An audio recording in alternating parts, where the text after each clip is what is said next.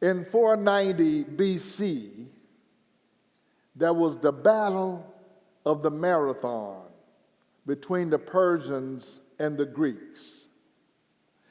There was a runner who ran 26 miles, 385 yards to announce the victory that they had. It was from that incident that we get today's marathon race that thousands of participants compete in every year. There have been athletic events and competitions for hundreds and even thousands of years. Gladiators fought to the death in the Roman Colosseum. There were knights in shining armor, and the armor wasn't so shiny when they got through fighting each other with the sword and the javelin spears. There were races and eventually Olympic competitions that we still enjoy today. Later on this afternoon, there will be tens of millions and maybe hundreds of millions around the world watching a football game that we call the Super Bowl. The winner of today's game will be the champions of the National Football League for 1 year. As I think about that, I'm thinking about people, and the people I know and the people that I'm around. Everybody I know loves to win and to be a winner. I've never met anybody who says, nope, I don't want to win. I'm a loser and I like losing. So even if you don't declare that you want to win and want to be a winner, you want to win, even secret. Well, I don't want to say anything. I'm not that kind of person. But underneath, you want to win. You're pulling for yourself. Now, if you're not pulling for yourself, we're going to have prayer a little bit later. Somebody told me, says, you know, you always want things to go your way. And I thought about that for a moment, and I said, you're right. Whose way do you want it to go? And if you think about it, you want things to go your way. That's not being arrogant to want things to go your way. I know they're not going to always go my way, and I know I have to compromise, and I know some people are going to have things their way instead of mine, but I want it to go my way. I want to win. I want to be on top. I want to come in first. Each year, the Super Bowl is played in January, but preparations began the previous year. Last summer, each team had their training camp, but before then, they drafted new players. They looked at all the players coming out of the college, and they tried to find the very best ones. They rate them, they weigh them, they run them, they test them, they have them to jump, they have them to run, they have them to exercise, they have them to lift weights and measure them, to try to find the most perfect and the best qualified physically person that they can draft on their team to help them to win the Super Bowl. Then they take them to training camp, and the training camp is an exciting time. All around the league, every 32 teams, they are excited and anticipating that this year is going to be the year that they're going to make the playoffs and they're going to perhaps get into the Super Bowl. You know, I like training camp time, even here in our city with our team. All of the newscasters and the radio sports people are talking about training camp is starting, and they're setting up their microphones at the training camp, and they're telling us, oh, that rookie looks pretty good. He ran faster than everybody else on the team. Or the offensive line, our offensive line didn't look good in training camp. But, you know, the new receivers we got and the new defensive back we got, they're looking good and they're practicing and all of that. And I think, how many games do you think we're going to win this year? I think we're going to go 12-5 or 12-6. I think we're going to go, whatever. They're making predictions and they're talking about it and they're getting excited. And then the season starts. and they start playing for real. And for some teams, the winnings begin to mount, and other teams, the losses begin to mount. And by mid-season, some teams are so far behind that they don't even have any prospect of winning. And those same sportscasters that were excited at the beginning of the year are talking about how bad the coaching is and how bad the players are and even the owner and how they need to fire the coach. And some coaches get fired mid-season. But at the end of the season, there will only be one team who can claim the trophy as the champ. Now think about this. There are 32 teams. Every year, 31 of them have failed. Even if they were the loser in the Super Bowl, they don't come out and say, well, we were so happy that we got there and lost. They hang their heads and they walk back to their lockers and say, we were so close. We were so close. If Junior Ray hadn't dropped that football, we'd have won that game. They're trying to find faults and who didn't do their job. Or maybe if I practiced a little harder and was in better shape, we could have won this game. We just came down to the last play. That was one Super Bowl I remember. I think it was the Tennessee Titans was in it. The last play, he was just about 6 inches from crossing the finish line to score. And he said, just that much, and we could have won. Life is like that for most of us and many of us. Do you remember when you were excited about your life and your future? I know you were just 8 years old. It hadn't been lately. But at some point in your life, you were excited about your future. You had hopes and dreams of a wonderful, successful life. Perhaps it was when you were graduating out of high school. We just knew we were going to go to college or at least have a good job and a good career. And then some of us were thinking we're going to get married. We're going to have a spouse who loves us and adore us. Our children are going to enjoy a nice home and a nice neighborhood that we're going to live in. Life is going to be good and we're going to be happy. We were like that football team in training camp. It's looking good right here. Somehow it seemed that things don't go as we had dreamed and as we had hoped for a lot of us. And there are those who are sitting here listening to me now, whether online or in the building, and you know that you're still hoping that things will change in your life. It's like the promising football team who loses their star player to a season-ending injury. Our quarterback is out for the season. Other teams have players who are not performing up to their potential. There are problems with the coaching staff. And sometimes the owner is meddling in with the coach and the players. The players on the offense feel like the players on the defense are not doing their part. And then the competition sometimes is more prepared and in better condition than we are. And before you know it, the season is getting away from you on your team. It seems like everybody is talking about you and what you are doing and what you're doing wrong. And what you need to start doing to win the game. That's what happens on the football team, but it also happens in our personal lives. Things start happening. Somebody say, stuff happens. We didn't plan it. It just happened.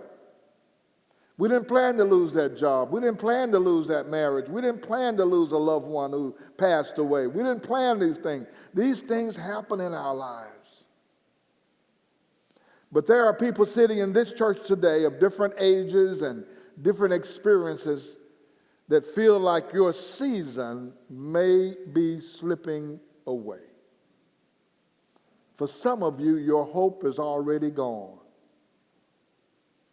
Others of you, your strength is sapped. You just don't have the strength, and then you're just going day by day to just make it through another day. And we say, how you doing? I'm just taking it one day at a time. Have you said that? I'm just going one day at a time. I don't know why we say we're doing one day at a time. How many can you do?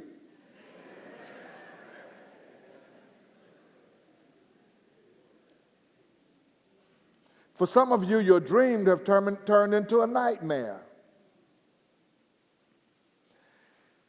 You've done all you can to make things work out for you, and still you have not accomplished your dreams or your goals. You're no longer thinking about being a champion or being a winner. You've become satisfied with just making it through the day. I'm just trying to make it. People say that. I'm just trying to make it. And we've gotten used to living that level of existence that we've come up with phrases and responses that just put that in context for us. How you doing? I'm just hanging in there. You just hanging in there? Yeah, I'm just hanging in there. You know, the Lord didn't come so you can just hang in there. He came so you can be the head, not the tail. Above, the tail hangs in there. Jesus said, I've come that you may have life, and life more abundant. That ain't hanging in there. The joy of the Lord is my strength. The peace of God, the power of God, that ain't hanging in there. That's living out front. That's taking charge. That's ruling and reigning. Jesus had you in mind when he said these words in the book of Matthew, chapter 11, verse 28. Come to me, all you who are weary and burdened. The King James says, all who labor and are heavy laden, and I will give you rest.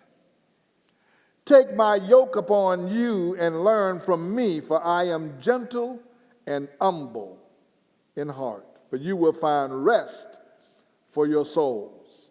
For my yoke is easy and my burden is light. In this passage, Jesus tells us what to do when we are in a place of discouragement, what to do when we're in a place of disappointment and we feel like there's no way we can win. See, people don't have to call you a loser.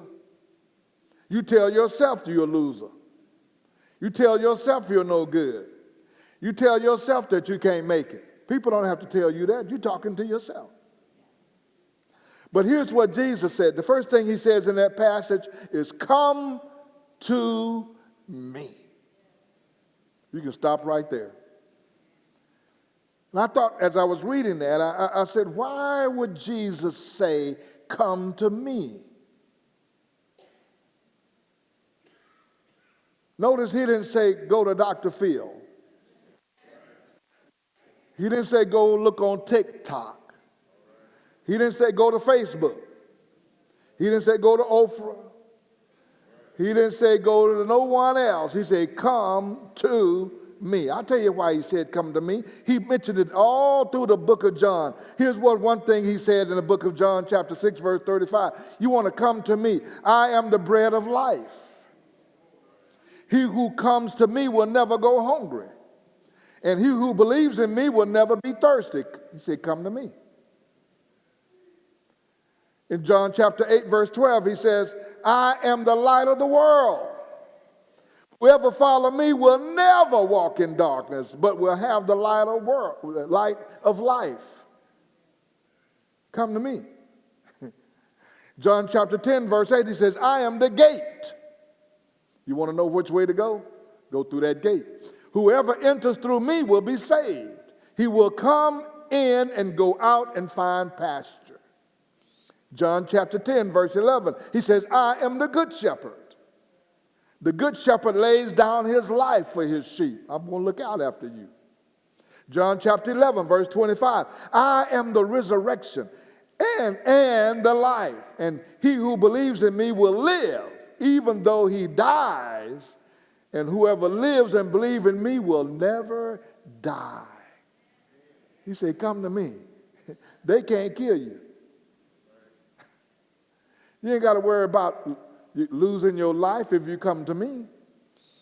And then John chapter 4, verse 6 and 7, he say, I am the way, the truth, and the life. No one comes to the Father except through me. You want to know why Jesus said, come to me? He says that. He's talking to you today. I am the way, I'm the light, I'm the good shepherd. I'm the bread. What else do you want?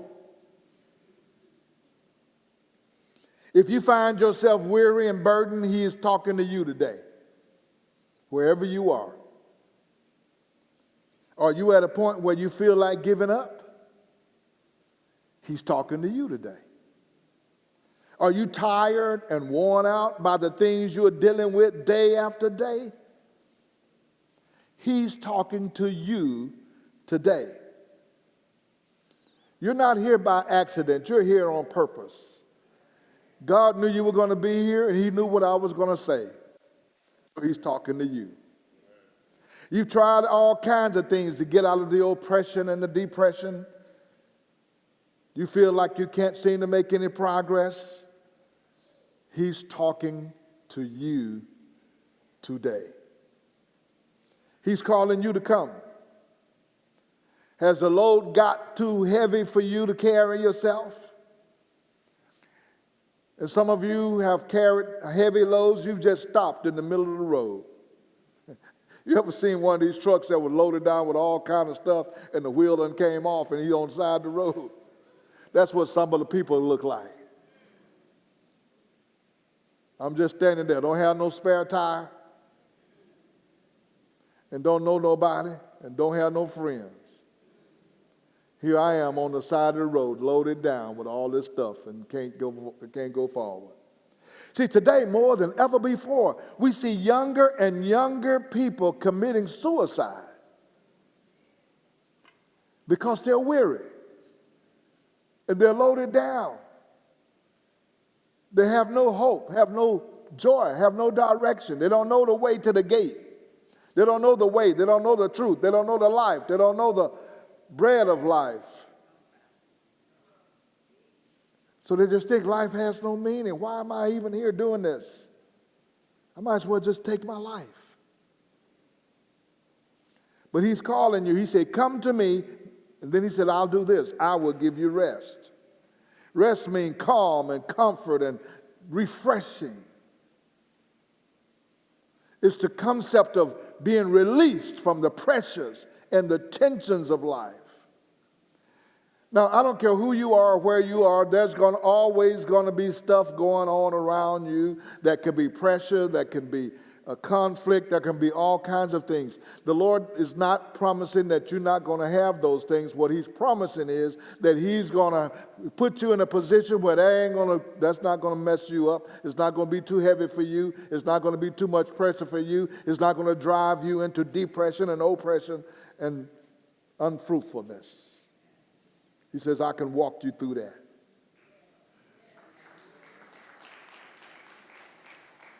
Psalms chapter 62, verse 1 says, here's the psalm, it says, my soul finds rest in the Lord alone. My salvation comes from him. He alone is my rock and my salvation. He's my fortress. I will never be shaken.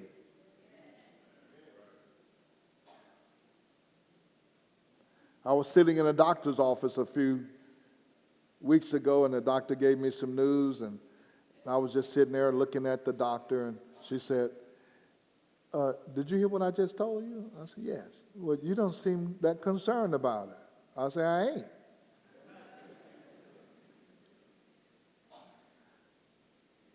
Why should I be concerned about it? I have come to someone who say, cast all your cares upon me because I care for you. Listen, I'm not playing saved. I ain't just going to the motion. I believe that what the Lord says, and whenever you got an issue, that's the time all that need to kick in. Most people, when they have an issue, they run away from the Lord. But that's the time to run to the Lord if you know him. He said, come to me. Well, I got issues. I got these problems. Well, okay, I know that. That's why I told you to come. But we think we got to be all perfect and all healthy in every way before we come to the Lord. The Lord said, no, I know you broke down. I saw you on the side of the road. I saw how messed up you are. I saw how those other folks did you. I see the conflict. I see the pressure you're under. I know that. That's why I told you to come to me. That's why I came here. This is what I do.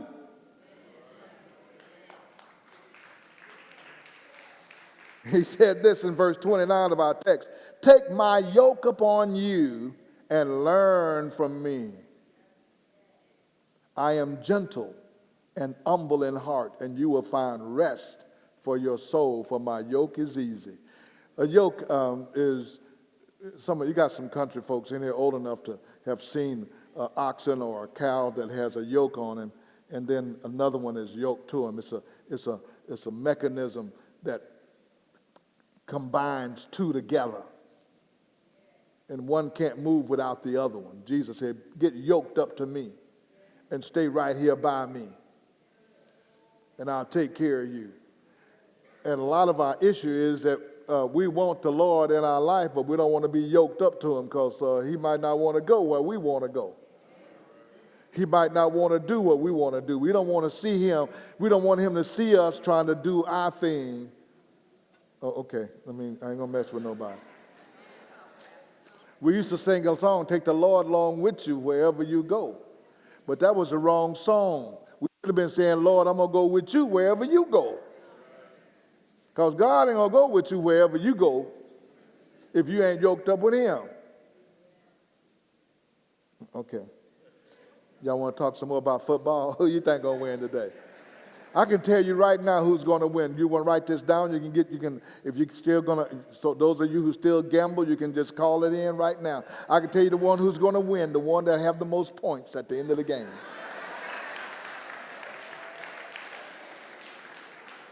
I prophesy.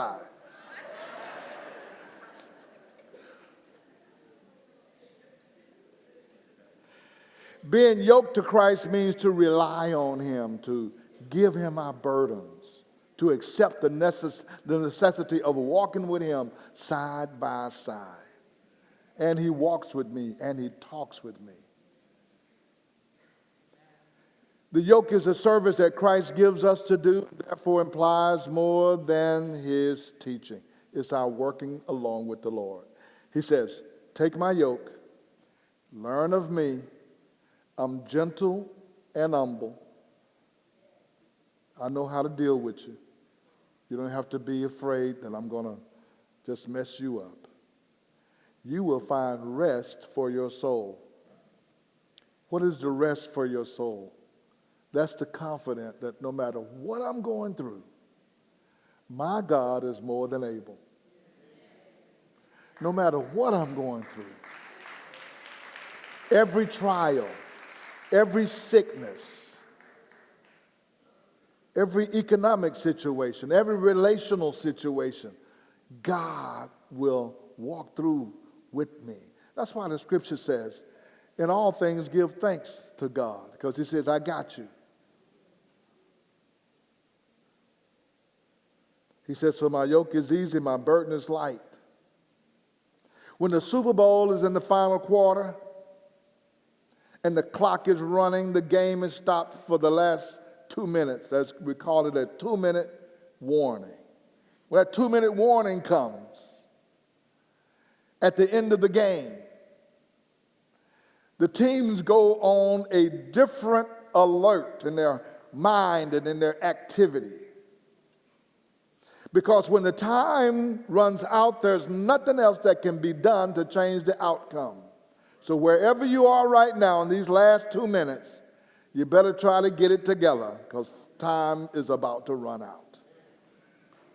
The team that is leading is trying to hold on. They're trying to run out the clock. And the team that's behind, they're doing everything they can to get the ball back and go to their 2-minute drill.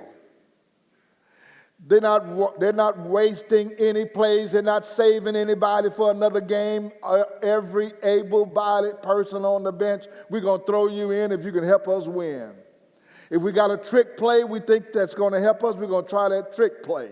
We're going to do everything. If it's the last play of the game and we can do it, you'll see them running all kinds of plays. You go, what are they doing out there now? We're just trying to get across the line. There's no tomorrow.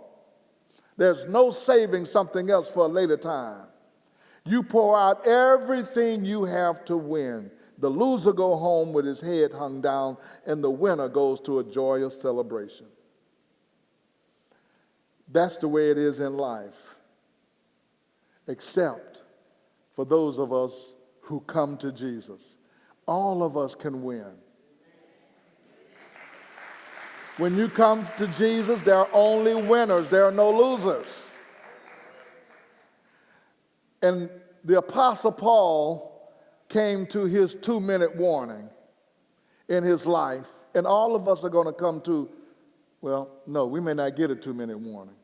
Some of us, our life is going to pass away, and we're not going to even have an opportunity to do anything else before then. But Paul knew he was in a jail cell waiting to be executed.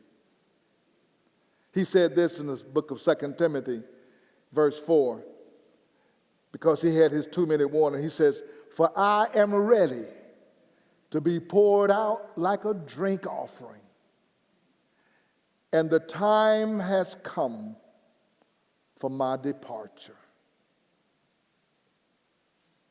He said, the time has come. But let me tell you this, Timothy. I have fought the good fight. I have finished the race. I have kept the faith. You know, every believer ought to have those 3 things that they can say at the end of the day. I fought the good fight. I finished the race. I have kept the faith. And he says, now there is in store for me the crown of righteousness. That's better than any trophy you're going to get in any other game down here. He says, in store for me the crown of righteousness, which the Lord, the righteous judge, will award to me on that day. He said that day. You know what that day is? That's the day of the judgment. But I like what he said when he finished it off. He said, and not only to me, but to all those who have longed for his appearance. That's included us.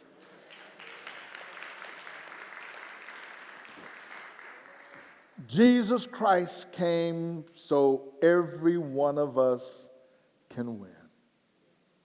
For God so loved the world that he gave his only Son, that whoever would believe on him would not have to perish, but shall have everlasting life. So he gives that invitation today. Come to me, and I will give you rest. This is what I want to do today. I don't want to let this opportunity go by. There are those of you who are sitting here listening to me right now, and you know that this message was geared for you in your life because you're going through some tremendous challenges. And I want to give you the opportunity to come to Jesus. I'm going to ask you to do something in a moment, but I want to just share with you. Every believer has had to come to a point where they decide they're going to come to Jesus. Sometimes we call it a come to Jesus moment. You know, I was doing pretty good in my life at one while. I was working for Exxon Company. I was making pretty good money. I was a single man, had my own home, had my cars. come and go as I please, partying, doing whatever I wanted to do. Wasn't nobody's business but mine. You can't tell me what to do. This is my life. I'll do what I want to do. And if you don't like it, you just keep moving. I don't need you around here. But I didn't have rest in my soul. There was something missing in my life. The amount of money I was making didn't satisfy. The amount of parties I went to didn't satisfy. The amount of nightclubs I went to didn't satisfy.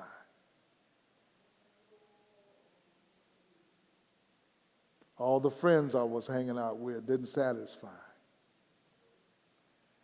But I came to a point where I said, there's an invitation for me, and I'm going to take it.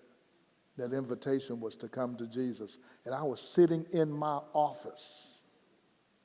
And I said, Lord, I'm coming to you today, and I'm inviting you to be my Lord. And if you'll take me, I'm coming to you. And my life has never been the same. Have I had issues and problems and things? Yes. But God has guided me through them.